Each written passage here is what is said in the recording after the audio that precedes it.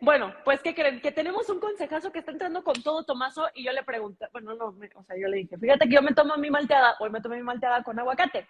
Y él me dijo, espérate, ¿le pusiste proteína o sin proteína? Y yo, pues sí, sí le puse proteína. ¿Cuál le pusiste? Y yo, no, pues de la normal. Ah, y él me dijo, porque está la de isolada, o no sé cómo se dice, y la vegetal que él toma. Cuando después de que termina su ejercicio, él se toma la isolada para que rápido tenga toda la proteína. Y cuando quiere, como en vez de una comida, que se tome la proteína, pues se toma la vegetal. Ya lo sabemos. And now, I want to know, how is a morning in the life of Ciampa? Different now because we have a 3.5-year-old, and she sleeps with us. So we wake up according to her schedule. I feel like with the little one, every 3 to 6 months, it changes. So it might be like there was a one point where I'd wake up early and I'd get my workout in before she woke up.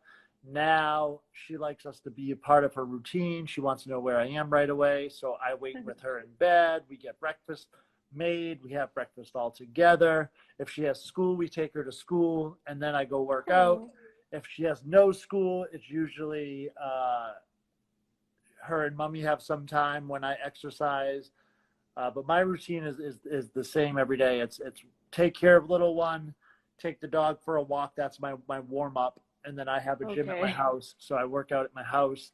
And then once I'm done, which is usually like around 11 a.m., I'm done with everything. And then it's just what daddy, daughter for the rest of the day, whatever she wants. Ay, qué padre. So nice. Yeah, she runs my life. Yeah, I can tell that. But for how long you train? I how many hours? Warm up is 15, 20 minutes, and I try really hard to keep the workout, the weights to 1 hour. Sometimes it goes a little over. Sometimes it might be an hour, 20 minutes, hour, 30 minutes. But I try my best to keep it to an hour just so I don't overtrain. But now we're lucky. We just put a pool in maybe yummy. 4 weeks ago. So now a lot of the time after training, the little one has, maybe she's watched a show or played with some toys. By then she's kind of ready. It's 11 a.m. It's pretty hot in Orlando. We'll go swim for like an hour after the workout. And that tires her out. So it's good. It's good for everybody. Wow, such a great life. But I have to confess that you have a great, great body. I mean, for 1 hour? Yeah. I train for 1 hour and look at this. No, great. What are you talking about? Mostly it's diet, though. I had a nutritionist help me over the last 5 years. That's when I got my best results because I used to work out more before, and I think I looked worse because I just wasn't eating right and I was overtraining. So now I only work out now 4 days a week with weights, where I used to try to do 6-7 days a week. So I actually scaled way back. But it's very intense, the workouts. They're very hard. That way I have more time to recover, plus the wrestling, plus the travel. But really it's the diet. I watch all my food. Like I weigh everything. I cook everything. I prep it myself.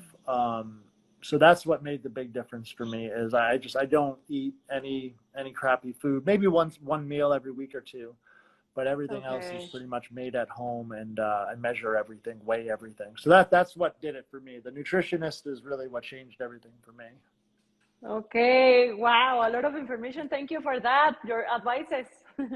I need to translate to the people, okay? Yeah, go. Muy bien. Pues estábamos ahorita platicando acerca de cómo es una vida cómo es un día en la vida de Ciampa. Y me dijo, bueno, ahorita que tengo una nenita de 3 años y medio, pues la vida cambia completamente cada 3 o 6 meses. O sea, básicamente de que se levanta, está con ella un ratito, después la cuida la mamá y él se va a entrenar y entrena solamente 1 hora. 1 hora y media, más o menos. Yo le dije, oye, pero ¿qué onda? Tienes un cuerpazazazo. ¿Cómo les parece cuerpo? Todo es nutrición, me lo voy a meter en la cabeza. Porque tiene a una nutrióloga que le dice qué es lo que tiene que comer y básicamente él cocina y él hace todo. Ciampa cocina. Okay. So, cheat meals. Yeah, I love them. I live for them. Which kind of cheat meals you have in your diet? And how many times per week? once a week is the norm, unless I'm training for something big. If it's like a pay-per-view takeover, something like that, sometimes I'll wait 4 to 8 weeks. I won't have any. But if it's just the normal week or so, usually one meal a week. I love ice cream. Ice cream's my favorite. Just one per week? Once per week? Yeah, one meal. Yeah. But I mean, so I like my diet though. I like my food. I don't like I eat a lot. Like I think a lot of people think like, oh, if you starve yourself, you don't eat carbs. I mean, every day, you know, if it's a training day, I have bagels, I have cereal, I have a lot of rice and chicken and beef and stuff. So yeah, I'm every day I eat my normal food I'm happy with. But yeah, once a week I'll have, you know, either maybe dinner, go out with my wife and our little one. We might take her to a restaurant.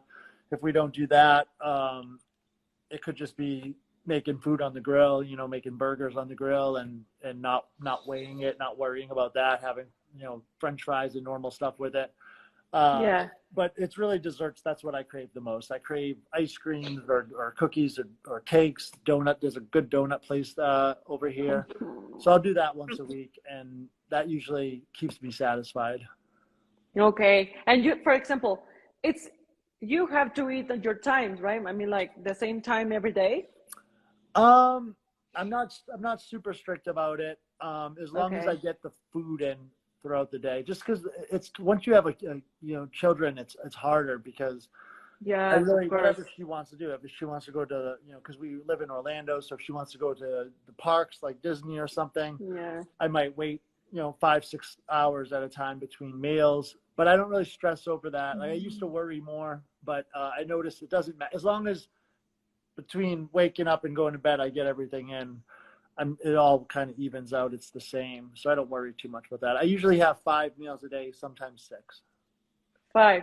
And more protein, right? About 200 grams, like about my body weight in protein. A lot of carbs, like a lot of carbs. My high day of carbs is like 750 grams. It's high. A lot. Yeah. So. Okay. I think this is the first time that I talk like so long about the diet. Usually, I feel like because of my Instagram and stuff, I'm obviously very into the exercise and the nutrition. So a lot of times with interviews, I feel like people start talking, and then I'm very regimented, so I have a lot of information. Oh, thank you so much. Because I'm training. I'm starting with training and everything. Yeah. But I mean, I live in Mexico City. Come on, it's full of tacos, enfrijoladas, chilaquiles. Amazing food. Yeah. So it's really hard. Yeah. But the food's not going anywhere. That's how I always think. When I'm done wrestling, the food will still be there. So I'll just wait till I'm retired, and then I'll probably ease up and I'll eat whatever I want. So. It's true. Thank you for that advice. A ver, gente, imagínense, me está diciendo algo muy importante. Estábamos hablando acerca de la dieta porque es que está muy cañón cómo es así perfecto su cuerpo. Y me dijo, a ver, lo más importante es una vez a la semana tienes que hacer un cheat meal. Y yo de que no puede ser. ¿A dónde se van mis brownies, mis pastelitos de zanahoria, mis donuts? No, una vez a la semana.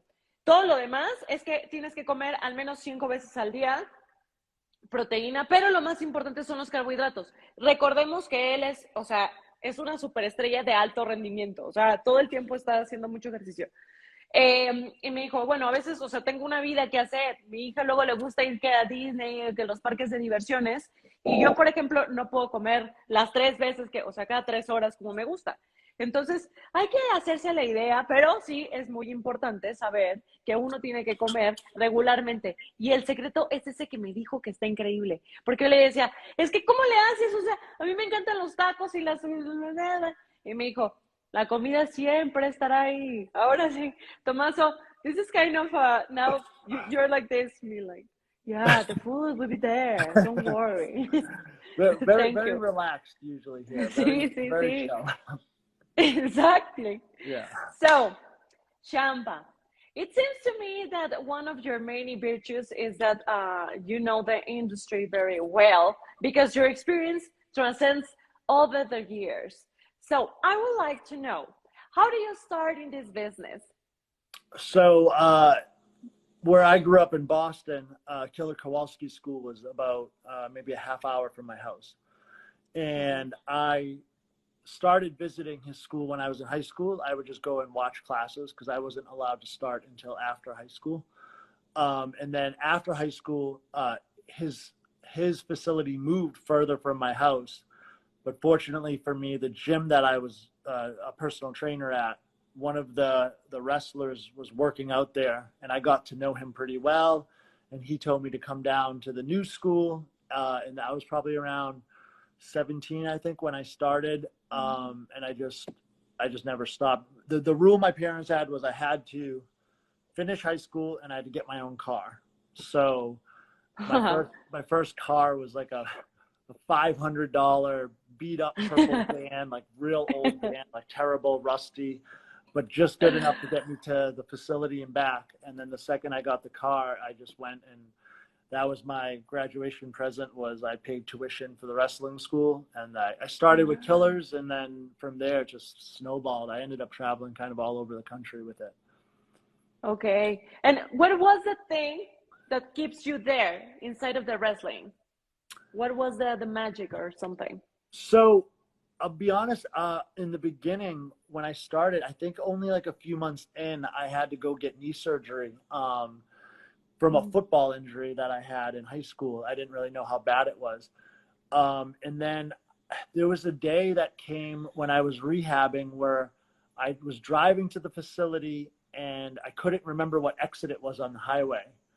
And I had to like look it up to get directions.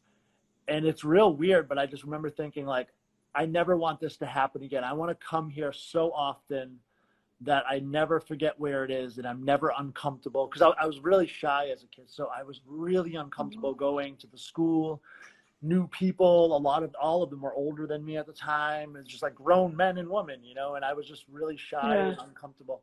So I just remember that moment of just thinking like, I have to come here so much that this becomes my home, because that's the only way I'm going to be comfortable and like get out of my shell and actually succeed. And from that day forward, I never missed a class. Like we would go legit 5 days a week. We did classes Tuesday, Thursday, Saturday, Sunday, and an open ring Wednesday.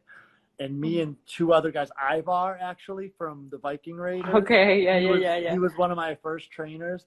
And this other guy, Max, he doesn't wrestle anymore. But we would go there every single day, 5 days a week, until it just became comfortable. And I think it's just one of those things where with wrestling, you learn early that the harder you try and the more work ethic you put in, the more likely you will succeed. Like you don't have to be the fastest or jump the highest. You don't have to be the tallest. And I was never the best athlete. So all I could ever do was like, well, I could work really hard.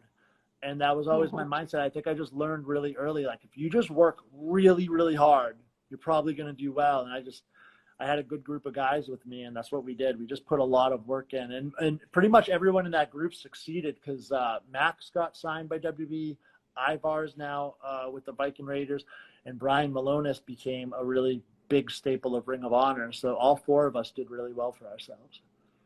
Wow. It's a really nice story. Thank you. Thank you for that. Yeah.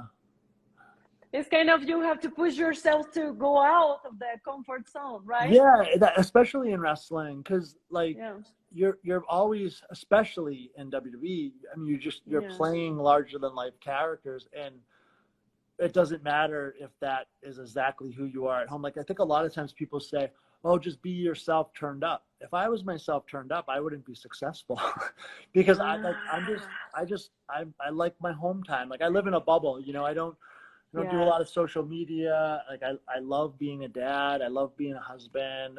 We like to just stay home. We do our thing. Even if we go out, thank you. Even if we go to the parks or stuff, I'm friendly and I'm polite, but I like to keep to myself. So with wrestling, I feel like that's more of just, I get to kind of like just play a character. I like the acting of it.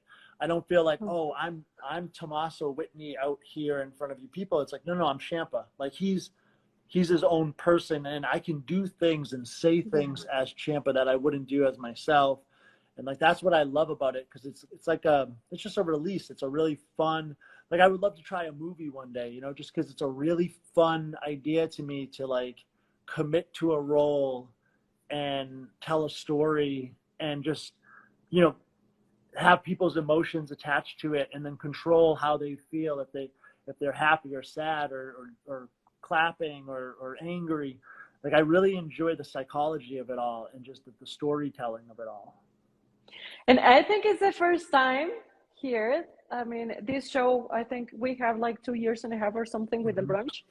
And this is the first time that a superstar like open his heart in another way, you know, and share this kind of story. Because as you said, almost all of them, they say like, yes, you have to be you, and you know, but this is the first time, and it's another option that is an amazing option, that just like be, I mean, you have to work so hard, and as well, that gives you another life, like Yeah. acting or And something. hey, if you know, like a person like Kevin Owens or Steve Austin, they're kind of larger than life personalities. If you meet them outside of wrestling, they're and The Rock, and there's so many of them. They're just like, the whole room is drawn to them when they walk in the door. And that's Yes. awesome. If you have that ability and you can just be yourself turned up, that's great. But for Yes, me, of it's kind of course. like, I don't want attention. Like, if I'm like out in public, I mean, if you stop me and ask for a photo, I'll always say yes, but I'm not craving attention. Like, I'm, Yeah. I'm happy to have a mask or a hoodie or whatever. I'm happy to just be dad and just be, you know, Tommaso. And so it just depends on the person. And, you know, it's different avenues for everybody. I don't think there's a Yeah, right and a wrong way. You just have to figure out what works for you.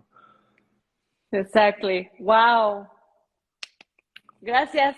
Thank you. Gracias, Ciampa. Muy bien. A ver. Wow, ya sé que me alargué muchísimo y lo voy a tratar de acortar. A ver, ahí les va. La pregunta fue que, ¿cómo empezó? O sea, sabemos que lleva mucho tiempo, pero ¿cómo empezó en la industria? Y me dijo, bueno, yo antes estaba jugando fútbol americano, que nosotros le decimos aquí, no sé cómo le digan en Latinoamérica, pero americano. Y entonces, en el lugar donde entrenaba, me encontré a alguien que entrenaba lucha y empecé con él a los 17 años. Y desde ahí su familia le dijo, ok, lo único que tienes que hacer para poder estar donde tú quieres estar es terminar la secundaria, la prepa, y tener un coche. Y él dijo, done, ya está. $500 se gastó en su cochecito, ¿no? $500 y dijo que era un cochecito terrible, pero que lo llevaba y traía. Y básicamente, pues así fue creciendo él. Otra de las cosas que quiero resaltar de todo lo que hemos platicado y que me parece súper importante, increíble, es que me dijo, a ver, para muchos superestrellas la cuestión de ser ellos mismos funciona muy bien. Para Ciampa no, porque él era muy tímido y entonces esa personalidad no le iba a resultar. Y resulta que cuando él estaba en clases, ¿no? De lunes a viernes, se daba cuenta que si hacía un personaje que no era él, funcionaba mucho mejor. Y que a pesar de que todos los demás digan, no, tú tienes que, no, no, para él, la onda de cumplir tus sueños es trabajar súper duro, súper duro para lograr, y más en esta industria, en WWE, tienes que trabajar duro. Resumido en cuentas, básicamente eso se trata. So, now, almost, 16, no, I think more than 16 years since you started your career, as you said, because you said that 17 you now, started yeah. 17. Mm-hmm. Well, anyways, something like that. So I would like to know what has been your biggest challenge in this industry? I think overcoming, like, you know, the noise between your ears, like the inner voice, because it's just, it's a lot of times, you know, whether you have opportunities that get, you know, doors slammed in your faces, or you're told no, or, you know, it's hard to get people to believe in you often, especially early on when you're trying to prove yourself. And it's just having self-doubt was the hardest part for me to overcome, because I felt like for 15 odd years coming up, I kept trying to like prove my worth. And I always felt like, oh, I have whatever that something is. I have some sort of ability, and I just need the right opportunity, the right stage, the right scenario, opponent, whatever it be. And I mean, I was very, very fortunate that I found my groove when I was in NXT on such a big platform, such a big stage, getting Hunter and Sean to trust in me, and having a guy like Johnny to learn from and to wrestle with and work with and stuff. So like it worked out really well, because up until that point, you know, it's hard. There's times you're like, oh, should I quit? Am I not good enough? Whatever it be. So that's the hardest part, I think, for anybody. It's the confidence. I always say that with all the guys and girls coming up too. Like, the best thing as a coach you can give somebody is confidence, and the worst thing you can do as a coach is take someone's confidence away. Because it doesn't matter how talented they are or their work ethic. If they don't have confidence, they're not going to succeed. And if they have confidence, they can overcome any lack that they have. Like, if you're not the best technical wrestler, or you're not the best promo, but you have somebody really giving you confidence and coaching you, you're going to do really well. You're going to over exceed your ability. So that's been huge for me, because I think for a long time, I wanted other people to give me the confidence. And then I eventually I learned I have to, like, it's got to come from within. Like, you have to have self-confidence, like, you know, so that when somebody tells you you're not good enough, like, it just kind of like goes in one ear and out the other now. Cause it's like, no, I am, like, I'm really good at it. But it's like, thank you for your opinion. It's fine. But like, you have to have that ability, like, of just kind of going through the ebbs and flows and becoming, like, if you give me a microphone now, or you give me 10 minutes in a ring, or whatever it be, just an opportunity, like, I'm very confident that I'll make the most of that opportunity.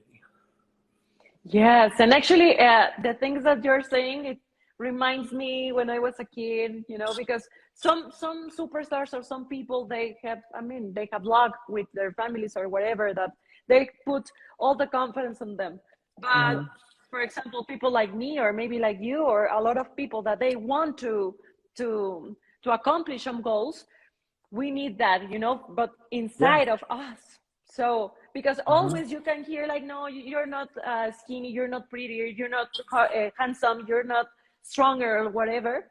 But this is something really important. You have to trust yourself and mute that voice, all the voices that you can hear. Yeah, it's just, there's a lot of noise and a lot of gray and stuff. And like, I had a lot of problems with just self-confidence and just like having depression and stuff like that in my early years. So overcoming that, I wouldn't even say overcoming it, because I do think that depression is a thing that you just continue to battle. You know, you don't just beat it. It's not like it just goes away, but you continue, you learn tricks, and you learn triggers, and you learn what to avoid, and you learn how to overcome. But like, it's just, I've had a lot of good experiences to get me to where I'm at. And then having a daughter, that changes things, because then it's like, I'm constantly thinking, how do I want to raise her and teach her? And how do I want to instill that confidence in her? Like, I want her inner voice to be positive. I want her inner voice to be that she believes in herself, that she can do anything, that she's great the way she is, you know? So when you are teaching that, then it reinstills it for you, because like, now you got to practice what you preach, you know? So it's just, that's a big thing. I think that's big and it's everywhere. It's not just in wrestling, but it's across the board. Anyone can relate to it. It's like just having that mindfulness, that, like, I remember the first time somebody told me you can control your thoughts, it blew me away. Like, I kind of always thought, like, your thoughts are your thoughts. Your thought, like, oh, if I'm thinking this thing, then it's true. And then I started to realize, oh, whoa, just because I'm thinking it doesn't mean it's necessarily true. I can stop thinking it. I can question my thoughts. There's been a lot. Like, we had I don't know if he's called a mental health coach, but he was a coach down at the Performance Center, and his name's Justin Sua. And he opened my eyes up to so much.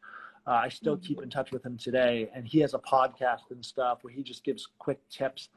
And it's just learning that, and like listening and hearing that, and being open to other people teaching me and stuff. that's huge. So like for anyone out there, that's a huge thing. If you can start to get into that, like self-awareness, mental health, like positive reassurance, like it really helps your career, you know? I think that's the secret, and we need those kind of secrets or classes or whatever lessons since Mm-hmm. we're kids. All the Yeah. kids, we need those kind of education. Yeah. We really need it. Mm-hmm. So I need to translate. It's a lot of, but I will try. I will do my best. A ver, wow, qué buena plática que me estoy aventando ahorita con Ciampa. Es así como de que mi brother. Pues estábamos hablando ahorita acerca de que, sí, ¿cuál ha sido su secreto, digo, su challenge, su reto más grande en estos años que lleva, ¿no? Y me dijo, esto, no hay alguien afuera, todo es adentro, una cuestión de, o sea, cuando tú estás haciéndolo todo, hay muchas personas que te van a estar diciendo, no, no lo puedes hacer, no, no lo eres lo suficientemente, bla, bla, bla, bla. Y él dijo, eso lo tienes que silenciar por completo y saber por qué lo estás haciendo, confiar en ti a pesar de que nadie más confíe en ti. Entonces, también habló de que, pues, ahora que está en NXT, ha tenido grandes gurús que han confiado en él, porque eso también es bien importante cuando tú conoces a alguien que te dice, a ver, yo confío en ti y aquí va, entonces eso marca la diferencia en todo. Y él me decía, eso es lo que yo estoy intentando hacer también con mi hija y es lo que yo le decía, yo creo que necesitamos más educación para los niños, que sea desde chiquitos, donde tú conozcas y digas, ¿qué es lo que pasa aquí? Saber que no todo lo que pasa aquí es real, que la mayoría de las cosas no son reales, pero que pongas todo el esfuerzo en ti. Eso es lo que radica el éxito. A ver, esto ya lo sabemos. Yes. No, you said that. Well, I will ask you again, but hey, one of the questions I look at you and I say, oh my God, I think you're training all the time. But you explained to us that you train and the rest of the day you share with your kid, right? Yeah, a lot. Yeah. Okay. So that was the question, but we mentioned before, ¿ok? A ver, pues la pregunta ahorita era esto, como de, bueno, ¿qué haces en tu tiempo libre porque te ves muy bien? Y él me dijo, a mí no me interesa estar en el foco, a mí me interesa ser y estar con mi familia y estar casado y compartir con mi hija. Now, let's move to WWE, okay? So, I'm not really clear on everything that's been going on with Mustafa. Because at the first time, it was supposed that it was a match you against him, but after that, Miz appears and he helps you. And so, I want to know what is going on with Mustafa. Well, there's not a lot going on with Mustafa. It's just, I think it's more a personal thing for me. It's less to do with him than it is to do with what my goals are. Obviously in NXT, I did a really good job of making a name for myself and standing out from the crowd, getting attention. And I think I've been, circulating backstage at Monday Night Raw for a bit now.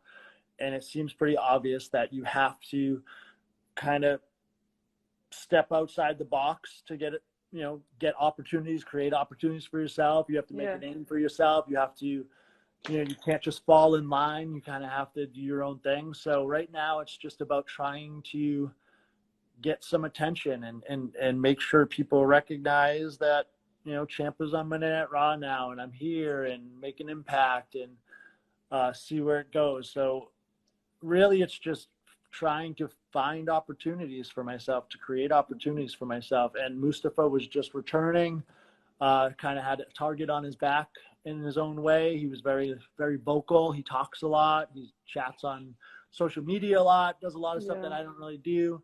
But regardless, he was noisy. He was kind of the squeaky wheel. So he seemed like just an easy starting point for me. But I think the best is just yet to come. The exciting part for me with Monday Night Raw is that there are 20 or so brand new opponents for me. Kevin Owens, Seth Rollins, and AJ Styles, Edge. The list goes on and on. Cody Rhodes now. There's so many people I could step in the ring with for the first time, or people I haven't stepped in the ring with, for 5, 6, 7 years. And that's the part that was the most appealing to me. That's why I wanted to make the move. Same thing with SmackDown. There's just so many people who are so talented who I want to share the ring with. I want that opportunity. So Mustafa is one of them. I think he's very talented. Yeah. And I would just like to have that Raw platform, which is a much bigger stage than NXT was, to just show people what I'm capable of. So this is just kind of step one, and it's got nothing personal with Mustafa. It's just a matter of giving myself a platform, giving myself a starting point. Ok, muy bien. Pues entre Mustafa y Ciampa no hay nada personal. Básicamente él está buscando que digan, ya llegó Ciampa ahora sí a Raw. Porque dijo, a ver, la verdad es que yo quiero, eso es lo que estoy buscando oportunidades para tenerlas ahí enfrente y que todos digan y que vean de lo que yo soy capaz.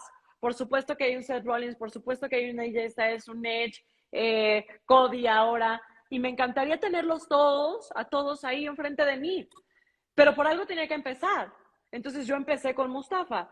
Abre la boca, es bien bocón en redes sociales, bla, bla, bla. Eso es su cosa.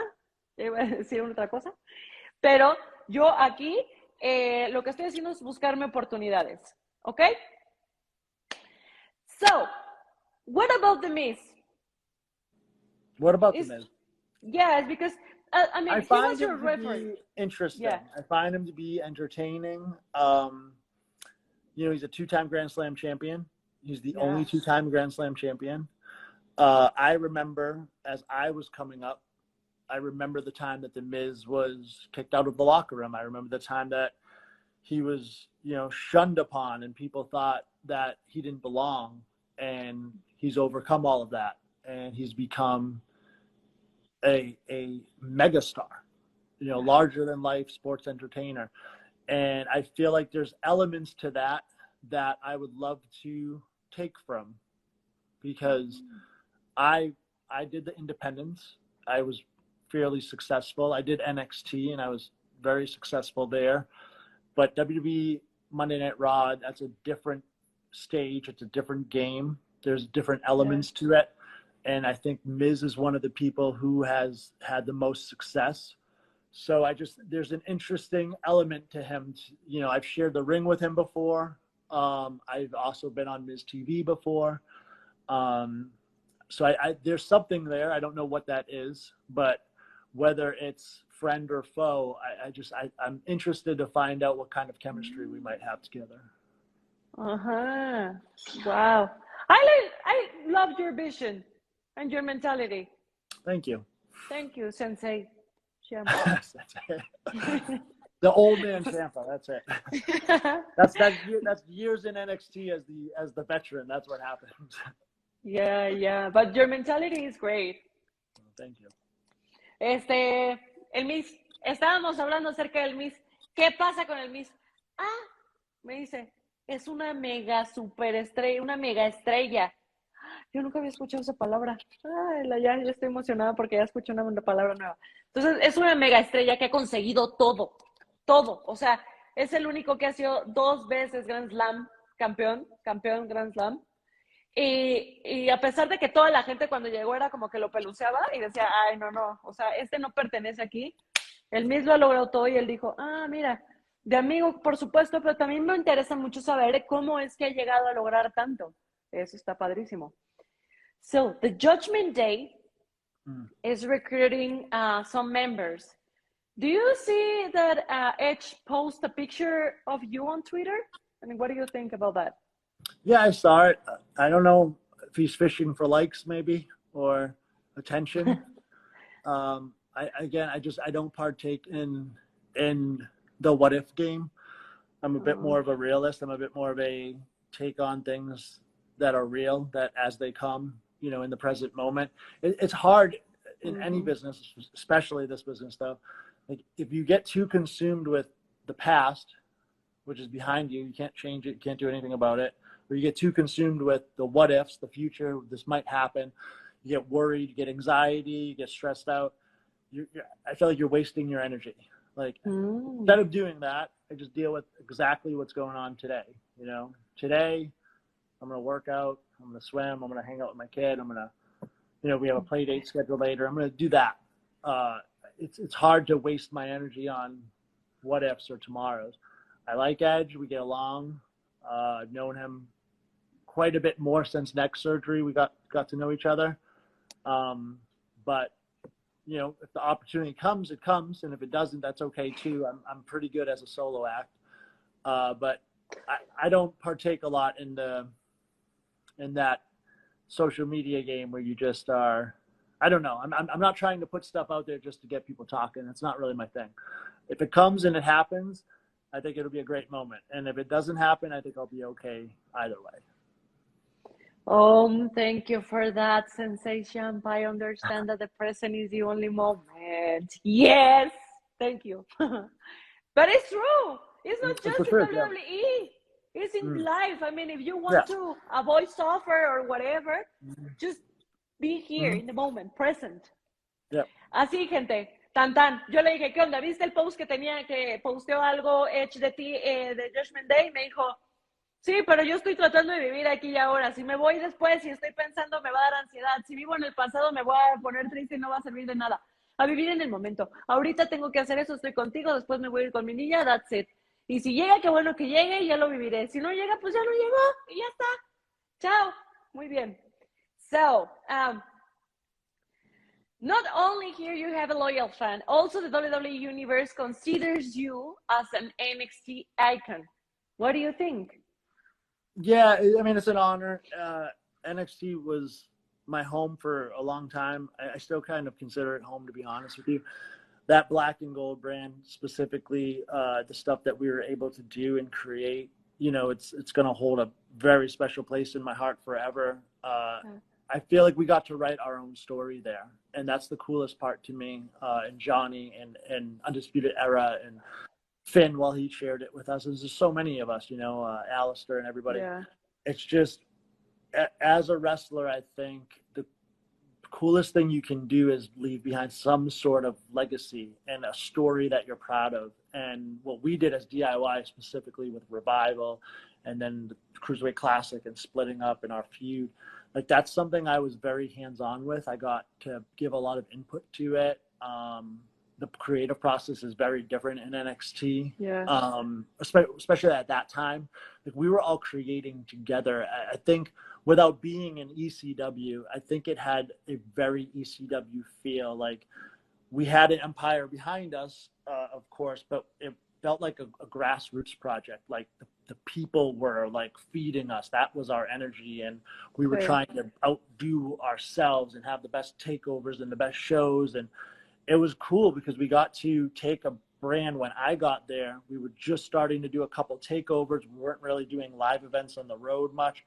And by the time we got to the pandemic, we were on the road twice a month for 4 days every month. And we were doing takeovers every couple months. We were like a legit third brand, got a television deal. It's really a shame. I mean, obviously the pandemic was bad in so many ways, but for NXT too, it was a shame, because I think if that didn't happen and we kept the live crowds and that energy, I think it could have I think it'd be a legit third brand today. I really do. I think it would be doing extremely good numbers on USA. I think it would be continuing to be doing takeovers. I think a lot of the roster could have stayed intact. So yeah, I'm really proud of it. And you know, you get a lot of those like Mount Rushmores and stuff, and to see myself in there with Johnny and Finn and Adam and Bailey and Sasha, and it's like, that's awesome company. That's really cool. Sí. And it's awesome that the fans remember what we did and value it. Qué bonito. Pues la pregunta ahorita fue acerca de cómo se siente de que el universo de WWE lo consideran como un ícono de NXT. Y dijo, a ver, es que las cosas también son diferentes. Una onda, por ejemplo, ahora las historias se construyen de forma diferente, la forma de entrenar es diferente, todo es diferente en NXT. Y su corazón, a pesar de que está ahí, sabe perfecto que también pues ahora hay una evolución que tiene que hacer, pero que lo agradece mucho porque una Sasha Banks, Johnny Gargano, todos los que han estado aquí son los que están haciendo construir esto, ¿no? Que este imperio se haga mucho más fuerte. Entonces, básicamente eso. So I have to say something like Sorry. So the first match when I arrived here, when I came in this company 3 years and a half, it was yours. I mean, you were there, and to me, I was really surprised, and I said like, "Oh my God," because it was you against Johnny, Okay. 3.5. And now, for example, that I saw you there in Raw, I'm really happy because I know that you really deserve this. But I want to hear from you. How do you feel in the red brand now? Yeah, good. It's timing, right? Timing is everything in life, and this is perfect timing for me. I got to spend the first 3 years of Willow's life at home, especially with the pandemic happening, but NXT wasn't traveling at all. And I got to be here every night for bedtime and for so many moments, you know, first words, first walking, first day of school. I got to, it was important to me. It was important to me to be a part of that. And not that it's not important now, it is, but she's old enough now where she understands when daddy goes on a plane and when daddy travels and when I'm going to be home in 2 days or 3 days or whatever it be. So the timing is perfect in that sense for my home life. Claro. It's also perfect for physically. Like I had a lot of concerns after neck surgery. I wanted to take my time. I wanted to have a few matches and see how I felt, get on a couple airplanes and see how that felt.